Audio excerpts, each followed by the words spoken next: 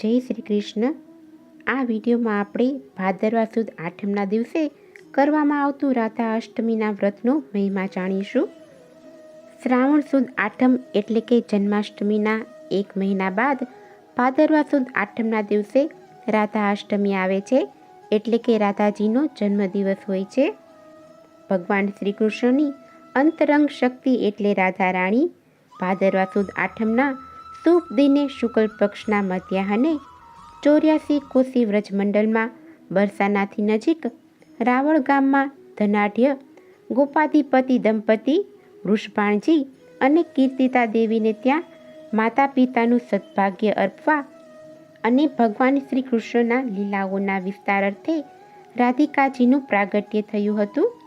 ત્રેતાયુગમાં જાનકી, દ્વાપરમાં શ્રી રાધા અવતારે અવતર્યા બાદ 3 વર્ષ પછી ભગવાન વિષ્ણુના 8મા અવતાર રૂપે આ ધરતી પર શ્રી કૃષ્ણ અવતાર સંપન્ન થયો હતો.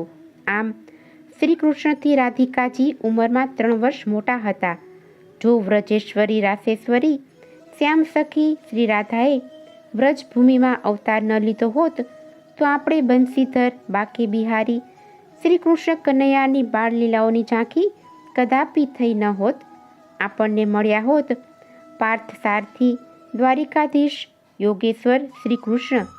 શ્રી રાધિકાજીનો ઉલ્લેખ બ્રહ્મ વૈવૈત્ર પુરાણ, ગંગ સંહિતા અને સુરસાગરમાં ગુપ્ત રીતે દર્શાવ્યો છે. સંતો, મહંતો અને ભાગવતકારો જણાવે છે કે શ્રી રાધાજી અને શ્રી કૃષ્ણ એક જ પરમ તત્વ છે. આ પૃથ્વી ઉપર માત્ર લીલાઓ માટે જ તેઓ જુદા બન્યા છે. આ રાધિકાજી કોણ છે અને તેમના ચિંતન સ્મરણથી શું, આ જાણવાની જિજ્ઞાસા પ્રત્યેકના હૃદયમાં અવશ્ય હોય જ છે. પ્રેમ, સમર્પણ અને ભક્તિભાવનું સર્વશ્રેષ્ઠ દર્શન એટલે રાધાજી. લજ્જા, પ્રેમ, કોમળતા, લાવણ્ય, સમર્પણ વગેરે રાધાજીના દેવી ગુણો છે. ભારતમાં વિખ્યાત 4 સંપ્રદાય પૈકીમાં નિમ્બાર્ક, પુષ્ટિય માર્ગ અને ગૌડીય વૈષ્ણવ સમાજ આ રાધા અષ્ટમી મહોત્સવને ખૂબ જ આનંદ અને ઉલ્લાસપૂર્વક ભારતભરમાં ઉજવવામાં આવે છે. રાધાજીએ કોઈ સંપ્રદાય દ્વારા વર્ણવવાની બાબત નથી. રાધાજી તો સર્વ આરાધ્ય અને સર્વ ઉપાસક તત્વ છે. તેઓ પ્રેમમૂર્તિ, કરુણા સરિતા અને અનરાધાર કૃપાની અધિષ્ઠાત્રી દેવી છે. તેઓ કોઈનું પણ દુઃખ જોઈ શકતા નથી, એટલે જ તો તેમના જેવા કોઈ દયાળુ નથી. ભગવાન શ્રી કૃષ્ણ પાસે કોઈ પાપી જીવ જાય છે ત્યારે શ્રી કૃષ્ણ તેને કસોટીની એરણે ચડાવે છે. કૃષ્ણ સમજે છે કે આ જીવ અતિ પાપી છે, જેથી એને જલ્દી દર્શન આપી શકાય નહીં. પરંતુ તે જ પાપી જીવ જ્યારે રાધાજીના શરણમાં જાય છે ત્યારે રાધાજીને તે જીવ ઉપર ખૂબ જ દયા આવે છે.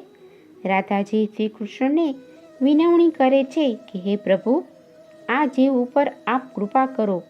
આમ રાધાજીની વિનવણીથી ભગવાન શ્રી કૃષ્ણ તે જીવનો ઉદ્ધાર કરે છે. આ કળિયુગમાં પણ ભગવતીની ઉપાસના પ્રથમ કરો, પછી ભગવાનની ઉપાસના. ભક્તિથી ભક્ત થયા પછી જ ભગવાન મળે. ગીત ગોવિંદ કાવ્યમાં રાધાજીના રૂપ સૌંદર્યનું વર્ણન કરવામાં આવ્યું છે, તથા હરિવંશ પુરાણ, વાય પુરાણ અને ભાગવતજીમાં રાધાજીનો મહિમા આપણને અપરંપાર જોવા મળે છે. રાધાજીનું સૌંદર્ય અજોડ છે. રાધાજી સ્વયં આનંદ સ્વરૂપ છે. કેવળ પ્રેમભાવ, હિતભાવ જ રાધાજીને પામવાનો માર્ગ છે.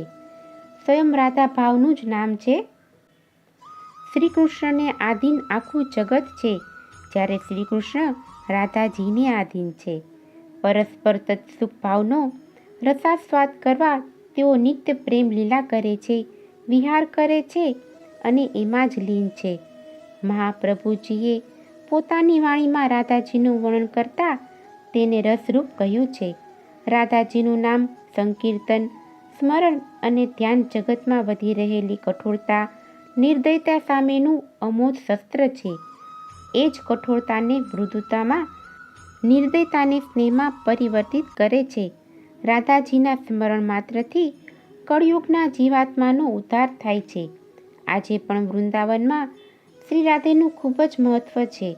વહેલી સવારે દૂધવાળું દૂધ આપવા આવે ત્યારે મૈયા રાધે રાધે બોલે છે. કોઈને ભૂલથી ધક્કો લાગી જાય તો ભૈયા રાધે રાધે બોલે છે.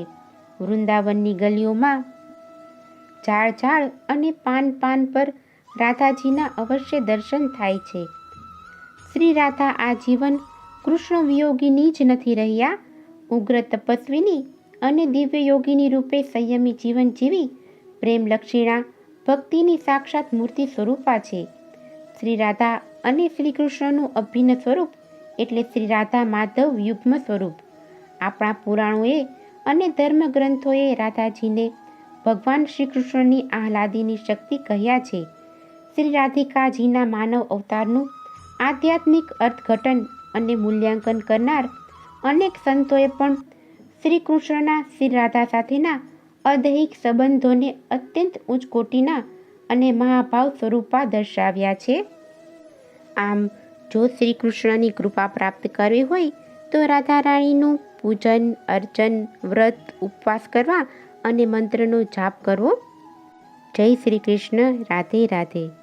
જો તમને આજનો આ વિડીયો પસંદ આવ્યો હોય તો એક લાઈક આપી ચેનલને સબસ્ક્રાઈબ કરજો. આજની આ કથા સાંભળવા બદલ આપનો ખૂબ ખૂબ આભાર.